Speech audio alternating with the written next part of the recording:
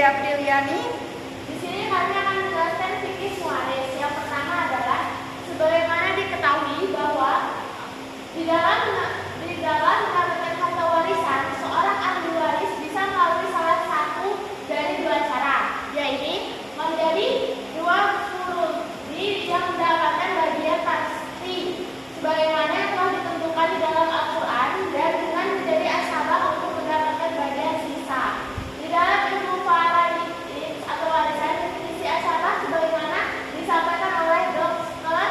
Watbah Az-Zuhaili di dalam kitab Al-Munaman adalah yang artinya setiap pewaris yang tidak memiliki bagian yang telah ditentukan, ia mengambil semua harta warisan bisa ia seorang diri dan mengambil sisa harta warisan setelah sebelumnya diambil oleh orang-orang yang memiliki bagian pasti.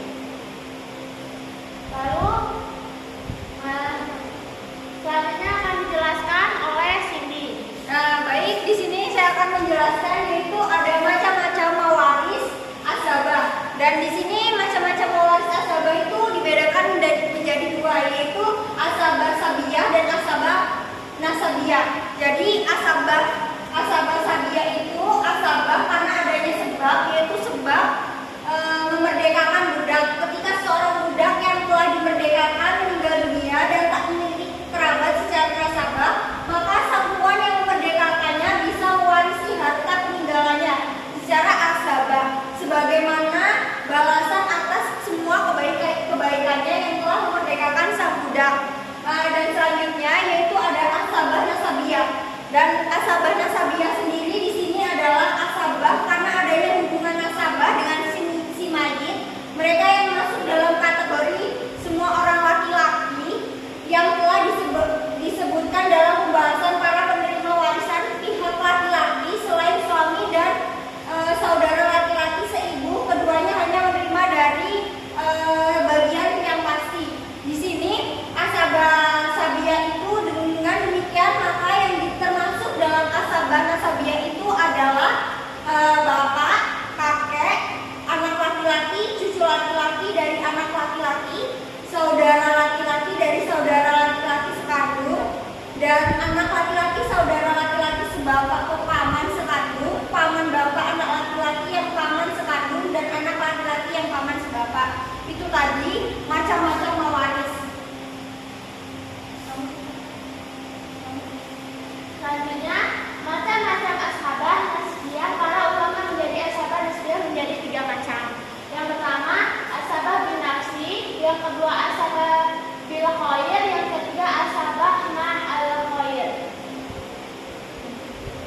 Selanjutnya, asabah bin nafsi adalah mereka yang memiliki nasab dengan si mafid tanpa ada unsur perempuan. Yang termasuk dalam kategori asabah ini adalah semua ahli waris laki-laki sebagaimana telah disebutkan di atas sesuai dengan namanya. Mereka bisa mendapatkan bagian asabah dengan sendirinya, bukan karena dijadikan asabah oleh ahli waris lain, dan juga bukan karena bersamaan dengan ahli waris yang lain. Kerabatan yang sangat mafid dari golongan perempuan, ibu, anak perempuan, cucu perempuan, dan sebagainya. Dan siapa saja yang memiliki hubungan nasab dengan si mafid dengan adanya unsur perempuan seperti cucu laki-laki dari anak perempuan, anak laki-laki dari saudara perempuan, dan sebagainya, tidak masuk dalam kategori asabah bin nafsi. Mereka tidak bisa mendapatkan sisa harta warisan dengan sendirinya. Berikut dilihat dari sisi nasib mereka yang masuk dalam asabah bin nafsi diklarifikasi dalam 4 sisi. Yang pertama, sisi keanakan, sisi kebapaan, sisi kesaudaraan, dan sisi kepamanan. Selanjutnya, asabah bil khair adalah